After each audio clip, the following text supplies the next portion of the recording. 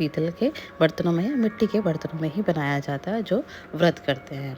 उसके बाद होता है खरना। खरना होता है उसमें पूरे दिन व्रती व्रत रखते हैं और शाम को खीर, रोटी और केले का प्रसाद बनता है, वही प्रसाद चढ़ता है और उस तरह से दूसरे दिन खरना का भी समापन इसी तरह से किया जाता है और एक ही टाइम खाना खाया जाता है और उसमें भी सूर्य को अर्घ दिया जाता है शाम को और उसके बाद जो प्रसाद बनता है वो खाया जाता है और सबको ये जो जितना भी प्रसाद चढ़ता है वो घर के सभी सदस्यों को दिया जाता है और सबको खाना होता है। और जो व्रती होती हैं, जो स्त्री होती हैं, वो पूरा नाक से सिंदूर स्टार्ट करती हैं और मांग के एंड तक लगाती हैं कि जिससे हमारे पति की उम्र बनी रहे, लंबी रहे, इसके लिए ये सुहाग होता है जो हर स्त्री को लगाना होता है। और इसी में होता है कि स्त्री अपनी 5 सुहागिनों को सुहाग दान देती हैं जिससे उनको भी छठी मैया का जो अंश होता है वो सारा अर्घ उनको भी मिल जाता है। इसी छठी मैया का बहुत बड़ा महत्व है और इसको बिहार के लोग, झारखंड के लोग और यूपी में जहाँ-जहाँ ये मनाया जाता है उसको बहुत ही उल्लास के साथ और बहुत ही पवित्रता के साथ इसको मनाया जाता है और इसकी एकदम एक अलग ही रौनक घर में हो जाती है। उसके बाद हमारा आता है एक और दिन जो होता है सबसे बड़ा महापर्व जो होता है हमारा, जिसमें हम सूर्य को अर्घ देते हैं। इसकी भी बहुत सारी दंत कथाएँ हैं, अलग-अलग तरीके की दंत कथाएँ हैं। कहते हैं पौराणिक काल से चलता आ रहा है, इसमें ये महाभारत काल से चलता आ रहा है। इस व्रत को सीता जी ने भी किया था। इस तरह की बहुत सारी कथाएँ हैं, लेकिन एक्चुअल में ये क्या है, कैसे छठी मैया या छठ पूजा कैसे इसका उदित हुआ, कैसे ये आया और कैसे भारत के सनातन धर्म में इसको प्रचलन मिला और कैसे ये विख्यात हुआ कि लोग जानने लगे कि हाँ, छठ पूजा भी एक तरह का महापर्व है। तो इसके बारे में हम जानेंगे और मैं इसकी सारी आपको जानकारी दूंगी कि कैसे-कैसे होता है। ये 4 दिन का महापर्व होता है जिसमें पहले दिन हम ना खाया करते हैं, दूसरे दिन खरना होता है जहाँ पे खीर पूड़ी करके हम खा के माता का और सूर्य भगवान का आशीर्वाद लेते हैं और पूरे घर की सुख शांति के लिए हाँ, ये व्रत करते हैं। उसके बाद तीसरे दिन क्या होता है कि पूड़ी, ठेकुआ ये सब बनता है जो पहले बहुत ज़माने से चलता आ रहा है कि गेहूं को पीस के, जाता में पीस के और उससे ये प्रसाद बनाया जाता था। पहले तो मिट्टी के चूल्हे पे ही बनाया जाता था, अब थोड़ा सा एडवांस टेक्नोलॉजी आ गई तो लोग चूल्हे पे जलाते हैं। अदरवाइज़ मैंने स्टार्टिंग से ही अपनी मम्मी के साथ वैसे ही करा है। लकड़ी के चूल्हे में मतलब मिट्टी का पहले चूल्हा बनाया जाता था और उस पे ये सब बनता था और पूरे दिन जितने भी होते थे सुहागिन लड़कियां जो भी हैं मिलके ठेकुआ पूड़ी बनाया जाता था और वो सिर्फ चढ़ाने के लिए नहीं, बांटने के लिए भी बनाया जाता है। तो मतलब बहुत ही एक ह्यूज क्वांटिटी में इसको बनाया जाता है, 10 किलो 20 किलो और लोगों को बांटा जाता है। इसका मेन जो प्रसाद है वो ठेकुआ पूड़ी ही होता है। फल फ्रूट ये होता है, इसका इसलिए होता है कि उस ज़माने में लोग इतने गरीब थे कि हर किसी को उनको कमाने का मौका मिले तो हर किसी से वो सामान लिया जाता था। सूप हो गया, फूल माला वाला हो गया, फ्रूट वाला हो गया, कुम्हार हो गया, हर किसी को इसमें इंक्लूड किया जाता था। उसमें कोई जाति और ये सब भेदभाव नहीं होता था, हर कोई उसमें सम्मिलित होता था।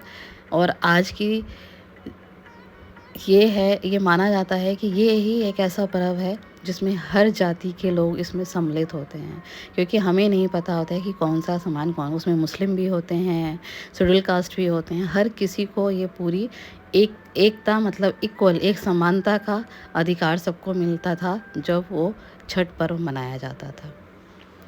ये छठ पर्व होता है जिसमें हम ढलते हुए सूरज और उगते हुए सूरज को जल देते हैं और अंजुरी में मतलब दोनों हाथों से हम उनको अर्घ देते हैं।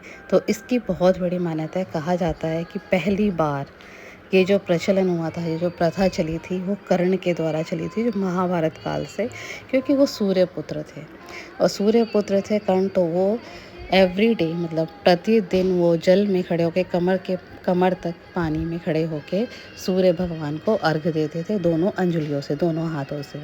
तो सूर्य को अर्घ इसी तरह से दिया जाता और उसकी प्रथा आज तक चली आ रही है कि सूर्य को अर्घ आज भी ऐसे ही दिया जाता है, पानी में खड़े होकर या पानी के जल से उनको अर्घ दिया जाता है।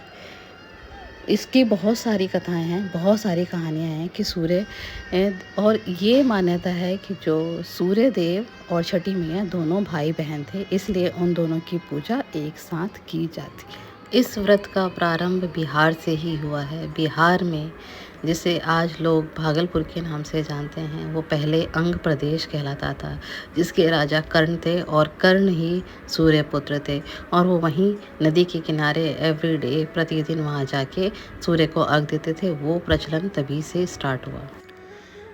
इस व्रत को द्रौपदी जी ने भी किया था अपनी सुख शांति के लिए, क्योंकि जब पांडव लोग अपने राजपाट को जुए में हार गए थे, तो उनके सुख शांति के लिए, उनके राजपाट वापस मिलने के लिए उन्होंने सूर्य देव की पूजा करी थी और छठ पूजा करी थी और सूर्य को अर्घ दिया था, ढलते सूरज को भी और उगते सूरज को भी। तो उगते सूरज और ढलते सूरज का मतलब यहाँ पर ये होता है, ये प्रतीत करता है, ये बताता है कि जब किसी चीज़ का अस्त होता है, मतलब हम हार जाते हैं, तो उसको विजय भी प्राप्त होती है, लेकिन थोड़ा समय लगता है। तो इसीलिए हमें हारना नहीं चाहिए। तो जिसका अस्त होता है तो उसका उदय भी संभव है और होना ही है। इसीलिए ये एक अखंडता का प्रतीक है। ये सूर्य भगवान जी ने प्रतिदिन उगना है और डूबना है। तो मतलब ये पर्व कार्तिक मास में चतुर्थी के दिन स्टार्ट होता है। प्रारंभ इसका चतुर्थी दिन के होता है और सप्तमी को इसका समापन होता है। ये 4 दिन को चलने वाला पर्व सिर्फ सूर्य भगवान और छठी मैया को समर्पित है। ये ऐसा क्यों हुआ था, किस लिए हुआ था, इसकी क्या वजह थी कि ये ऐसा व्रत बना और इसको किसने सबसे पहले किया था। कहा जाता है कि इसमें राजा प्रियव्रत, जो इनका नाम प्रियव्रत था, उन्होंने इस व्रत को किया था। सीता माता ने किया था, द्रौपदी जी ने किया था। इसके बारे में किसने बताया था, इसके बारे में उनको ऋषि कश्यप ने बताया था। प्रियव्रत जो राजा थे उनको बताया गया था, जब उनको कोई संतान नहीं होती। सबसे बड़ा ये पर्व इसलिए मनाया जाता है कि संतान की प्राप्ति के लिए, संतान की लंबी उम्र के लिए, क्योंकि इसमें ये क्या होता है कि संतान की ही प्राप्ति के लिए ही ये सबसे पहले व्रत किया गया था और इसको राजा प्रियव्रत ने और उनकी रानी ने मिलकर किया था, क्योंकि जब उनको संतान हुई थी तो मरी हुई पैदा हुई थी, तो संतान की प्राप्ति के लिए व्रत किया गया था। और ये दो टाइम होता है। हमने शाम का अर्घ दिया, शाम को अर्घ दे के हमने वेदी के प्रणाम किया, छठी माता को प्रणाम करके हम वापस आए और अब हम सुबह की तैयारी में लग गए और हम फिर सुबह वापस आएंगे और फिर हम सुबह फिर से सूर्य उदय का इंतज़ार करेंगे और उनकी पूजा करेंगे। द्रौपदी जी ने किया था क्योंकि पांडव जुए में हार गए थे, तो उनको भी ऋषि ने ही उनको बोला था कि आप ये व्रत करिए, सूर्य भगवान से मांगे, क्योंकि वो हमेशा ऐसा वरदान देते हैं जो हमेशा एक शक्तिशाली और प्रोटेक्टिव होता है और हर किसी को वो मतलब अच्छा वरदान देते हैं। और इसीलिए द्रौपदी जी ने किया था उस अपने घर की सुख शांति के लिए, राजपाट वापस मिलने के लिए, तो वो उनको भी वापस मिला। सीता माता ने किया क्योंकि रामचंद्र भगवान जब उन्होंने रावण का वध किया था तो उनको ब्रह्म हत्या का पाप लगा था, तो उस पाप से मुक्त होने के लिए उनको ऋषि जी ने, उनके वहाँ ऋषि जो थे, उन्होंने उनको बोला कि आप ये व्रत करेंगे तो आपका ये पाप मुक्त हो जाएगा। ये 4 दिन का आप सूर्य देव से वरदान मांगिए, क्योंकि सूर्य देव किसी को निराश नहीं करते, क्योंकि उनको सिर्फ अर्घ पानी में ही खड़ा के दिया जाता है। तो इस तरह से बहुत सारी कथाओं के साथ ये महापर्व मनाया गया। धीरे धीरे पहले बिहार में बहुत ज़्यादा, बिहार का तो सबसे प्रमुख, दिवाली से ज़्यादा इसको मनाया जाता है। प्रमुख हमने बचपन से यही सीखा कि दिवाली से ज़्यादा इम्पोर्टेंट हमारे लिए छठ होता था और हम सोचते थे छठ कब आएगा। मैं यही देखते हुए बड़ी हुई हूँ, तो मेरे लिए छठ पूजा एक बहुत बड़ा महापर्व और हमारे लिए सबसे इम्पॉर्टेंट पर्व माना जाता है। तो इसको मनाया जाता है बिहार में, फिर धीरे धीरे वो झारखंड, यूपी, इसमें इतना ज़्यादा फैल गया कि आज वर्ल्ड में लोग जानते हैं कि छठ पूजा क्या होता है। इंडिया में मनाया जाता है, इंडिया में नेशनल हॉलीडे तक डिक्लेयर हो चुके हैं जगह जगह पे कि हाँ, ये छठ पूजा की छुट्टी होनी चाहिए स्कूलों में एंड कॉलेजेस में।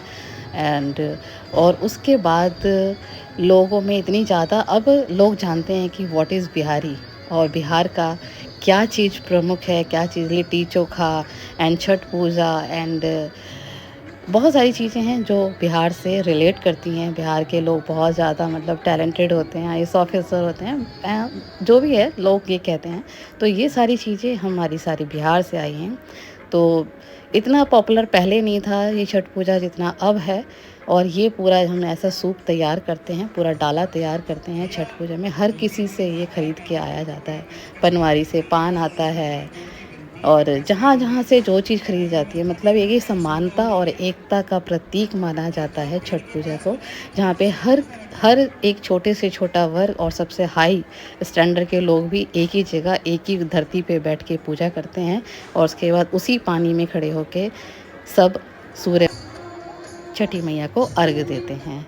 इससे ये क्या होता है कि ये पौराणिक काल से ये चलता आ रहा है कि तब भी कोई भेदभाव नहीं होता था, कोई बड़ा छोटा नहीं होता था। सूर्य देव जैसे हमेशा अखंड हैं, धरती पलट सकती है, संसार इधर से उधर हो सकता है, लेकिन सूर्य देव अपना उगना और डूबना कभी नहीं, मतलब ये बिल्कुल फ़िक्स है। मतलब उदय होगा तो अस्त भी होगा। तो ये है हर किसी का, ये इसे हमें बहुत एक लर्निंग, मतलब ये एक हमें लेसन मिलता है ये छठ पर्व से कि इसमें क्या-क्या चीज़ें होती हैं और ये किस लिए किया जाता है और इसकी क्या मान्यता है। सबसे बड़ी चीज़ होती है हमारे परिवार के वेलनेस के लिए सबसे ज़्यादा, बस इसीलिए ही ये पर्व किया गया है आज तक भी। और इसमें मान्यता है सिर्फ़ बच्चों की, संतान की प्राप्ति के लिए। जिन्हें नहीं होता है वो लोग करते हैं और जिनके होते हैं उनकी लंबी आयु के लिए करते हैं। ये सिर्फ़ बच्चों के लिए होता है क्योंकि जो सूर्य पुत्र थे कर्ण, वो उनके पुत्र थे और उनको उनको हमेशा सूर्य भगवान ने उनको लंबी आयु की और कुंडल और कवच दिया था। और सूर्य देव ने ही पुत्र के रूप में, कर्ण के रूप में उनको कुंती जी को वरदान दिया था। तो ये पर्व इसीलिए मनाया जाता है क्योंकि सूर्य संतान को प्राप्ति के लिए वरदान देते हैं। मिलती हूँ मैं नेक्स्ट वीडियो में। ऐसे ही बने रहिए मेरी वीडियो के साथ और लाइक शेयर और सब्सक्राइब करना ना भूलें और बेल आइकन पे हिट जरूर करें। Thank you so much. मिलती हूँ नेक्स्ट वीडियो में।